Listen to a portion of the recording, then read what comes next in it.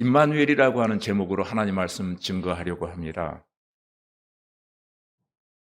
사람의 인생을 살아가면서 가장 약해지는 순간은 언제일까요? 실패했을 때일까요? 아니면 돈이 없을 때일까요? 아니면 몸이 아플 때일까요? 진짜 약해지는 순간은, 사람을 무너뜨리는 그 순간은 나는 지금 혼자다, 내 편은 아무도 없다 느낄 때일 것입니다. 사람들 속에 있어도 외롭고 웃는 것 같지만 마음은 텅 비어 있고, 기도는 하고 있지만 하나님이 너무 멀리 계신 것처럼 느껴질 때가 있습니다. 우리는 그런 순간이 오면 이렇게 말합니다. 하나님 정말로 살아계신가요? 왜 이렇게 아무런 말씀도 없으신가요? 아드아나 아도나이, 주여 언제까지입니까? 왜 하필이면 지금입니까? 이와 같은 질문은 믿음이 없는 사람만 하는 질문이 아니에요. 하나님 앞에 성군이라 일컬음을 받았던 다윗도 수없이 답답할 때마다, 괴로울 때마다 외쳤던 기도이기도 합니다. 믿음이 있는 사람도, 믿음이 깊은 사람도 인생의 어느 순간에 반드시 이 질문 앞에 서야만 할 때가 온다는 것입니다. 오늘 읽은 이사야서 7장 14절은 바로 그 질문이 우리의 질문일지도 몰라요. 한번 이 7장 14절을 곰곰이 묵상해 보시기 바랍니다. 이때가 언제인가 하면은 남유다의 12대 왕으로 일컬어지는 아하스가 다스리던 시대에 나라에 전망이 걸린 큰 위기가 찾아왔습니다. 그 큰 위기는 아람 군대와 북이스라엘이 연합하여 남유다에 쳐들어온 사건이었습니다. 이때 정치적으로는 계산이 참 복잡했어요. 군사적인 현실은 불리했고 아무리 보아도 미래는 불확실했습니다. 내일이 보이지 않습니다. 내일의 보장이 없습니다. 참고로 이스라엘의 남유다의 12대 왕이었던 이 아하스는 구약 성경에 나오는 왕 가운데 최고로 악한 왕이었습니다. 나쁜 왕으로 평가받는 그런 왕에도 불구하고 아이러니하게도 이렇게 나쁜 왕이라 일컬어지는 아하스 왕의 아들이 히스기야 왕이었다는 신비를 우리에게 말해주고 있습니다. 그때의 상황을 이렇게 표현하고 있습니다. 왕의 마음과 백성의 마음이 습이 바람에 흔들림 같이 흔들렸다라고 표현하고 있습니다. 두 개의 연합군이 쳐들어왔을 때 백성들뿐만 아니라 왕의 마음이 나무에 이파리가 흔들린 것처럼 모든 사람들이 흔들리고 있는 그런 상황이었다는 겁니다. 그러한 상황에서 하나님은 아하스에게 이렇게 말씀하십니다. 두려워하지 말라. 내가 징조를 주겠다. 이 정도 되면은 아무리 믿음이 없는 악한 왕이라도 긍정적인 반응을 해야 이것이 원칙일 것입니다. 그런데 아하스는 본질적으로 악한 왕이었기 때문에 하나님 앞에 믿음으로 반응하지 않습니다. 이미 그의 마음속은 작정되어 있습니다. 하나님을 의지하기보다는 아몬의 바알 신상을 의지하기로 작정되어져 있는 사람이었습니다. 소위 말하면 세상의 힘을 의지하기로 결정한 사람이었어요. 그런 아하스 왕의 마음을 하나님이 아시면서도 아하스가 징조를 거절함에도 불구하고 하나님이 말씀하십니다. 그러므로 주께서 친히 징조를 너에게 주실 것이라. 믿음이 없는 왕에게 믿음으로 반응하지 아니하고 있음에도 불구하고 하나님은 긍정적인 대답을 주십니다. 너는 그러할지라도, 내가 나를 믿지 아니할지라도 나는 너를 결단코 포기하지 않겠다. 너는 한 번도 나를 의지하지 아니하고 나를 붙잡지 아니할지라도 내가 먼저 너를 붙잡고 내게 은혜를 베풀겠다. 그리고 하나님은 세상에서 가장 놀라운 징조를 지금 말씀하십니다. 보라, 처녀가 잉태하여 아들을 낳을 것이요 그 이름을 임마누엘이라 하라. 예, 아마도 어떤 분은 제목은 하나님이 우리와 함께 계시다라고 하는 제목이었는데 왜 하나님이 임마누엘이라고 하는 말씀으로 하나님 말씀 증거하겠습니다라고 했을까? 고민하시는 분이 있을지 모르겠습니다. 임마누엘의 뜻이 임마누라고 하는 말의 의미는 우리와 함께 계시다는 뜻이에요. 누가? 엘이 하나님이거든요. 임마누. 임마누는 우리와 함께 계시다. 누가? 엘, 하나님. 엘은 하나님이거든요. 이 징조는 단순한 예언이 아니었습니다. 하나님이 우리에게 주신 가장 확실한 대답입니다. 내가 혼자가 아니라고 하는 증거. 너는 믿음이 약하여 나를 의지하지 아니할지라도 나는 결단하고 너를 떠나지 않겠다. 너는 내게 맡기지 아니할지라도 나는 너를 포기하지 않겠다. 오늘 저와 여러분이 붙들어야 할 복음이 바로 이것입니다. 임마누엘, 하나님이 우리와 함께 계시다. 아멘. 이 하나님이 언제까지 함께 계시는가? 마태복음 28장 20절에 보면은 예수님께서 세상을 향하여 이렇게 해주십니다. 세상 끝날까지 내가 너희와 항상 함께 있으리라. 아멘. 이것이 임마누엘이에요. 여러분, 그렇다면 우리는 한 가지 질문을 하지 아니할 수 없습니다. 왜 하나님은 이스라엘이 가장 아프고 절망적인 상황, 이 시간을 선택하여 오셨을까? 모든 것이 괜찮은 후가 아니었어요. 가장 어려운 시간에 하나님이 찾아오셔서 임마누엘의 지금 말씀을 하고 있는 겁니다. 지금 읽은 7장 14절 속에 분명히 들어있는 내용이 있습니다. 그러므로 주께서 친히 징조를 너에게 주실 것이라. 이 단어가 친이라고 하는 단어예요. 가장 중요한 단어, 친이라고 하는 단어입니다. 하나님은 사람을 보내지 않으셨습니다. 말씀만 보내신 것도 아닙니다. 천사를 보내신 것도 아닙니다. 하나님이 자신이 친히 인간의 역사 속으로 직접 들어오시겠다라고 하는 말씀이 친이라고 하는 단어예요. 임마누엘은 사랑의 하나님을 찾는 사건이 아니라 하나님이 친히 인간의 옷을 입고 이 땅에 오신 사건을 말하고 있습니다. 그때가 언제였습니까? 우리는 기도할 힘조차 없을 때,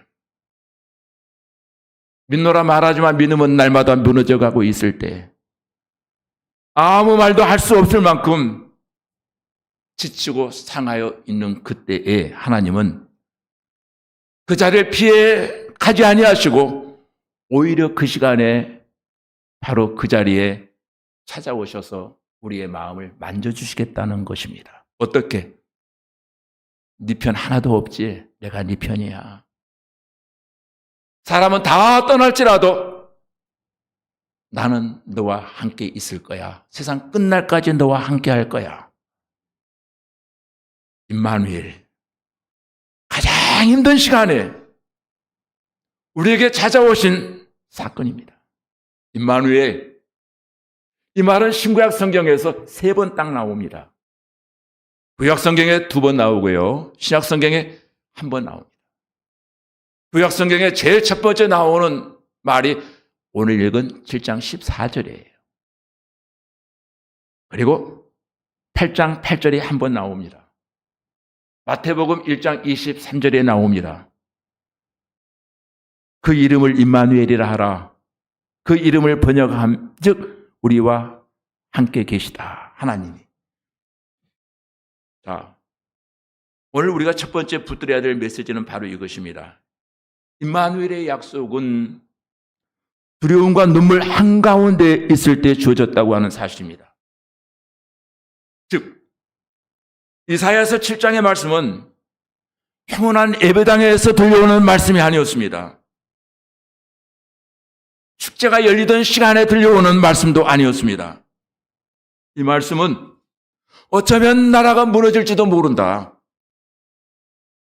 그런 순간, 공포의 순간, 왕과 백성의 마음이 동시에 흔들리는 나무처럼 요동하고 있을 때였습니다. 이스라엘의 유다의 12대 왕이었던 아하스 왕은 지금 선택의 기로에 서 있습니다. 하나님을 선택할 것인가 아니면 더 강해 보이는 세상을 붙잡을 것인가. 그 아하스의 마음을 솔직하게 보여줍니다. 왕의 마음과 백성의 마음이 습에 바람에 흔들림 같이 흔들렸다. 이 말은 단순한 두려움이 아니에요.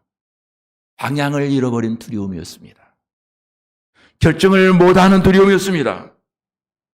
지금 이 시간에 무엇을 붙잡아야 될지도 모르는 공포의 순간이었습니다.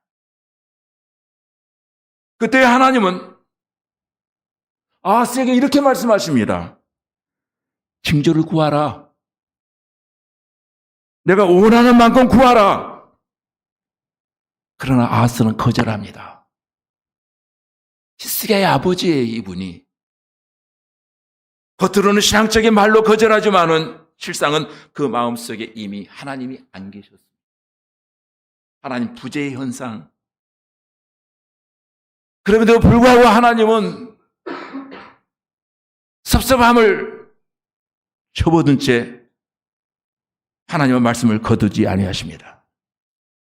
그러므로 주께서 친히 징조를 너희에게 주실 것이라. 여기에서 우리는 하나님의 마음을 보게 됩니다. 하나님은 완성된 믿음이 있는 사람에게만 역사하시는 것이 아니라는 거예요. 오히려 믿음의 부재, 믿음이 전혀 없는 그 사람을 향해서 하나님은 지금 분명히 말씀하십니다. 네가 이해할 수 없는 징조를 내가 보여줄 거야. 어떤 징조? 보라. 처녀가 잉태하여 아들을 낳을 것이니라. 이 징조는 아하스가 믿음 있는 아하스로서는 도저히 이해할 수 없는 답이었습니다. 정치적 해결책도 아니고 군사적 전략도 아니었습니다. 즉각적인 이익의 탈출도 아니었습니다. 하지만 하나님은 문제 해결보다 더 중요한 것을 먼저 주셨다는 거예요. 그러나 믿음이 없는 아하스는 이 영적인 신비를 이해할 수 없었던 것입니다. 내가 너와 함께 있다. 어떤 이유보다도 내가 너와 함께 있다. 너의 편이 아무도 없다고 생각되는 그 순간 나는 내 편이야. 남의 편이 아니고 내 편이야. 내가 지금 흔들려도 나는 흔들리지 않는다. 상황이 아무리 무너져 있어도 약속은 무너지지 않는다. 임마누엘의 약속은 두려움을 속히 제거해 주겠다고 하는 속도의 말씀이 아니었습니다. 두려움 속에서도 내가 너와 함께 있다. 영원한 너의 편은 나야. 여러분, 저와 여러분도 인생을 살다 보면은 아하스와 똑같은 자리에 서게 될 때가 많습니다. 그때가 언제입니까? 기도는 열심히 했습니다. 근데 마음속으로는 다른 계산을 하고 있습니다. 말로는 하나님을 믿습니다. 고백합니다만은 속으로는 그래도 이건 내가 해결해야지. 그런 우리에게 하나님은 오늘 또 말씀하십니다. 너의 믿음이 약해졌다고 내 약속이 사라진 것은 아니야. 내가 나를 붙잡지 아니한다고 해서 내가 너를 놓는 것은 아니야. 사랑하는 교우 여러분, 성탄절은 믿음 좋은 사람들의 잔치가 아니라 믿음이 흔들리는 사람들을 붙잡는 하나님의 방식입니다. 임마누엘, 내가 너와 함께 있다. 언제까지? 세상 끝날까지. 이 임마누엘, 이 이름은 저와 여러분의 두려움 속에서 붙들 수 있는 이름이고 눈물 속에서 불러야 할 그 이름, 아무 말도 할 수 없을 때 마지막으로 남는 이름이 임마누엘입니다. 그리고 하나님은 그 이름으로 오늘 우리 삶 가운데 여전히 찾아오셨습니다. 믿음이 연약하여 영안이 어두워서 함께 하시는 하나님을 보지 못할 따름이지 그 하나님은 지금도 나와 함께 하시는 하나님이십니다. 그래서 하나님은 이 임마누엘의 약속을 주시면서 우리가 이해하기 가장 어려운 방식 하나를 선택하셨습니다. 그 방식이 뭡니까? 보라, 처녀가 잉태하여 아들을 낳으리니. 이 말은 당시 사람들에게도 오늘 저와 여러분에게도 논리적으로 이성적으로 설명이 안 되는 말씀입니다. 영안이 열려지기 전에는 절대 이 말씀이 깨달아지지가 않아요. 왜 하나님은 이와 같이 비현실적인 방법을 선택하셨을까? 처녀가 잉태하여 아들을 낳는다. 그것은 인간의 능력이나 인간의 경험이나 준비, 자기과는 전혀 관계가 없는 사건이었습니다. 이것은 인간의 이해를 구하는 것이 아니고 하나님의 일방적인 선포였습니다. 선언이었습니다. 구원은 사람이 만들어내는 것이 아니라 우리는 위기가 오면 항상 이렇게 생각합니다. 내가 좀 더 잘했어야 되는데, 내가 좀 더 준비를 더 했더라면, 내가 좀 더 셌더라면, 강했더라면, 그러나 하나님은 인간의 모든 계산이 멈춘 그 지점에서 일하기 시작하십니다. 사람의 힘으로는 할 수 없을 때, 인간의 불가능이 하나님이 역사하실 때입니다. 처녀 잉태는 어떻습니까? 이 일은 전적으로 하나님께만 달려있는 사건이요, 하나님 일하시겠다고 하는 일종의 사인이었습니다. 우리의 노력과 우리의 의지와 공로와는 아무런 상관이 없습니다. 하나님의 방식인 처녀가 잉태하여, 처녀의 잉태는 인간의 어떤 공로도 들어가지 않습니다. 인간의 노력도 조건도 자격도 필요하지 않습니다.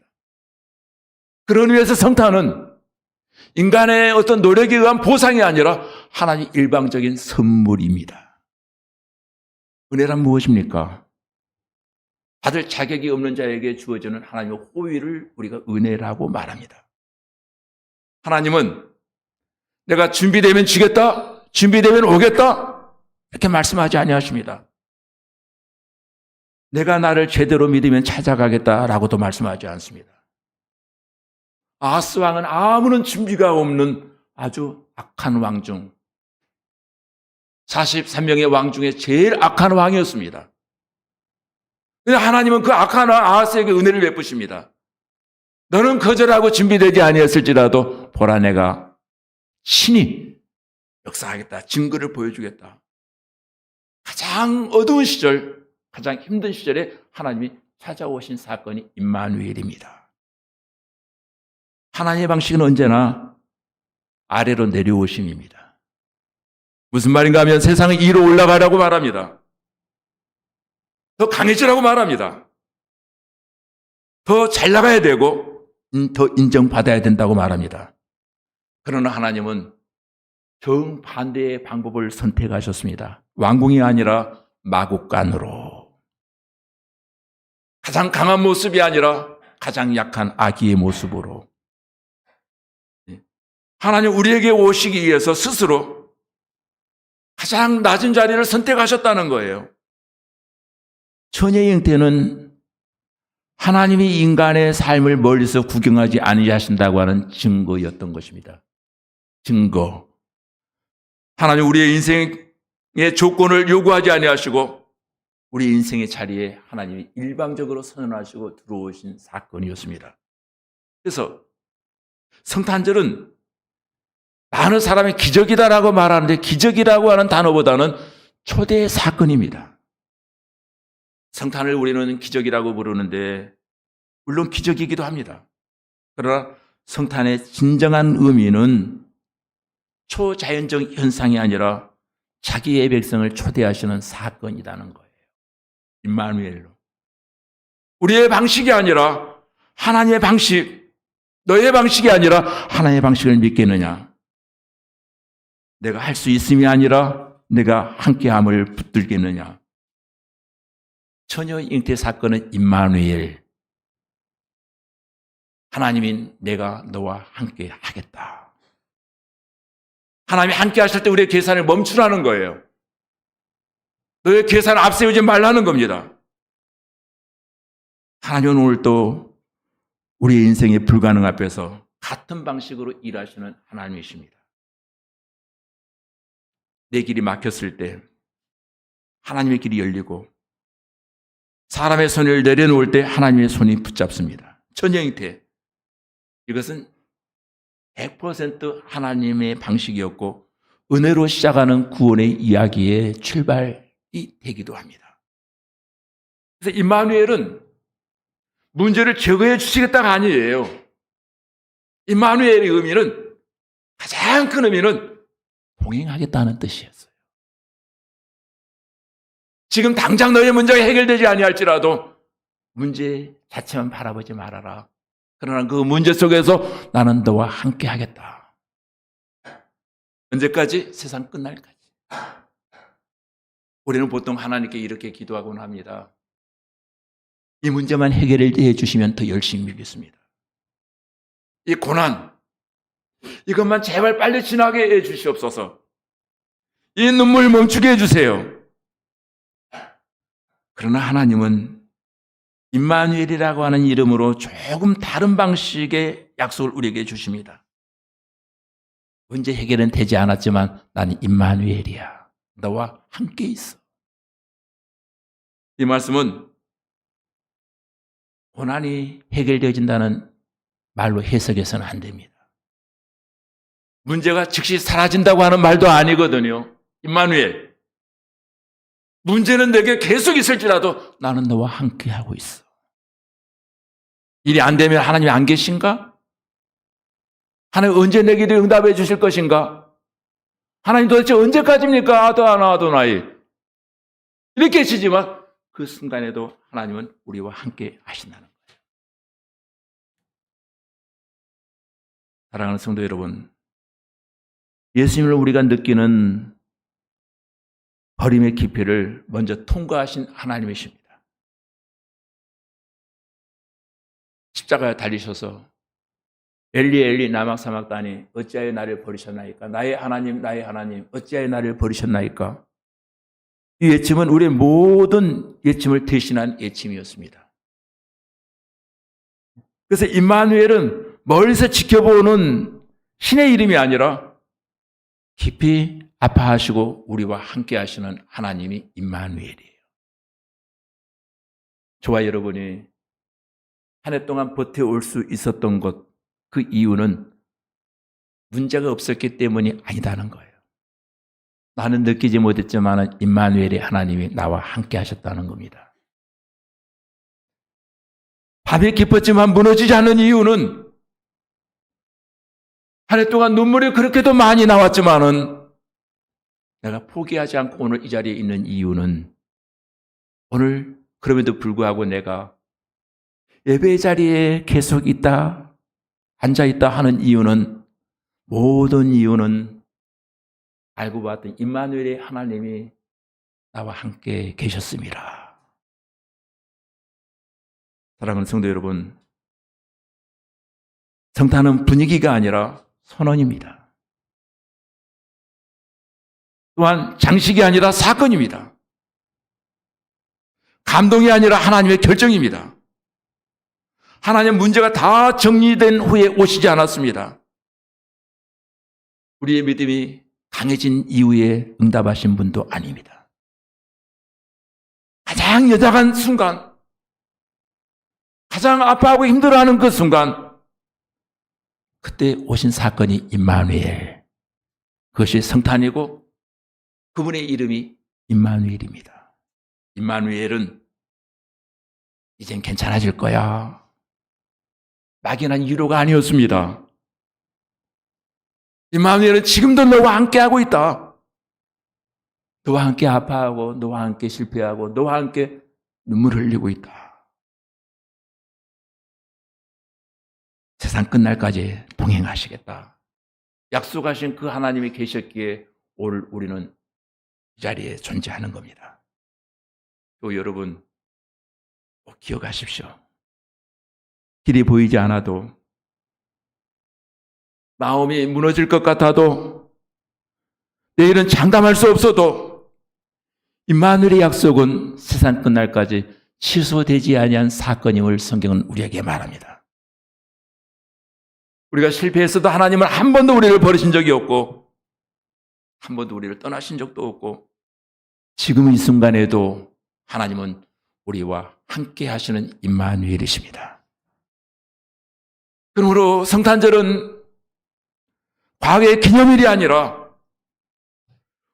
오늘을 살아가는 우리의 존재의 이유, 내일 향해 걸어가게 하는 그 이유, 이제 우리가 혼자가 아니라고 하는 사실을 깨달을 때 임마누엘의 의미는 우리 삶 가운데 크게 역사되어질 줄로 믿습니다. 임마누엘, 하나님이 우리와 함께 하시다. 언제까지? 마태복음 28장 20절에 보니까 내가 너희와 함께 세상 끝날까지 함께 있으리라. 이 선언을 오늘 아침 여러분 가슴에 품고 오늘의 어두움을 지나 내일의 삶으로 나아가게 되는 주님의 놀라운 임마누엘의 은총이 세상 끝날까지 함께 하시기를 주님의 이름으로 축복합니다. 기도하시겠습니다.